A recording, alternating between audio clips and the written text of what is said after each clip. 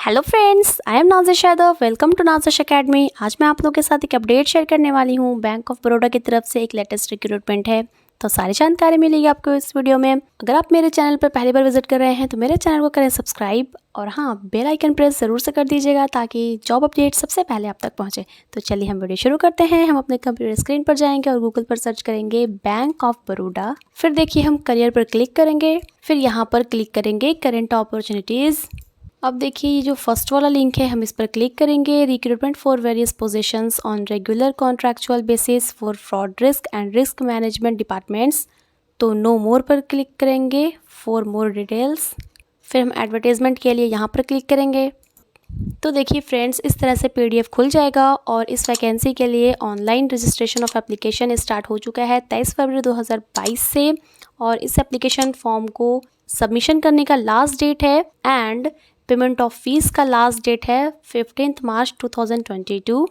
तो चलिए अब हम बढ़ते हैं आगे। अब हम जानेंगे और क्या क्या बताया गया है इसमें। तो हम पहले बात करेंगे डिटेल्स ऑफ द पोजीशंस के क्या क्या पोस्ट हैं और कितनी वैकेंसी है हर पोस्ट के लिए। तो देखिए पहला पोस्ट है यहाँ पर हेड और deputy head large corporate credit risk management department. तो इसका नेचर ऑफ एंगेजमेंट है कॉन्ट्रैक्चुअल, मतलब ये जो भी वैकेंसी है ये अपॉर्चुनिटीज़ ये कॉन्ट्रैक्चुअल बेसिस है और इसमें वैकेंसी है 1।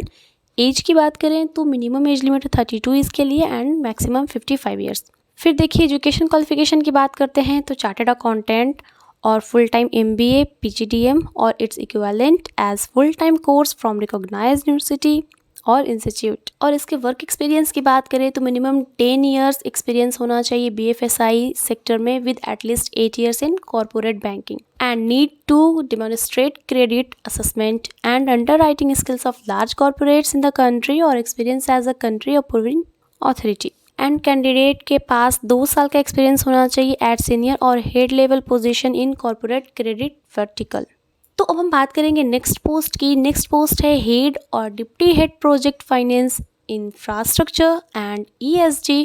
तो ये भी जो नेचर ऑफ एंगेजमेंट है ये भी कॉन्ट्रैक्चुअल बेसिस पर है। इसमें वैकेंसी है 1 एंड इसका भी एज लिमिट वही है 32 ईयर्स है minimum age limit and maximum है 55 ईयर्स। एजुकेशन क्वालिफिकेशन वही है। तो इसके वर्क एक्सपीरियंस की बात करते हैं मिनिमम 10 ईयर्स एक्सपीरियंस चाहिए in BFSI sector with at least 8 years in project finance specially in the field of infrastructure like roads ports power etcetera and a strong knowledge of global standards related to ESG social responsibility and its impact on credit assessment and financial mortality। अब इसी तरह देखिए next post है head और deputy head MSME credit risk management.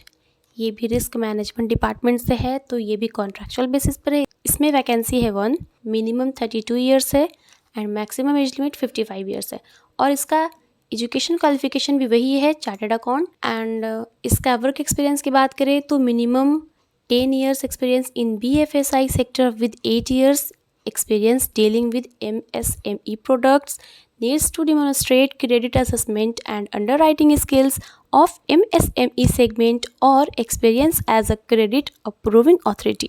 And candidate के पास 2 साल का experience होना चाहिए एट सीनियर और head level position in MSME credit vertical. तो इसी तरह से देखिए बाकी के और पोस्ट दिए हुए हैं और उसके against nature of engagement vacancies age limit education qualification work experience सारी चीज़ें बताई हुई हैं, तो वो आप देख सकते हैं।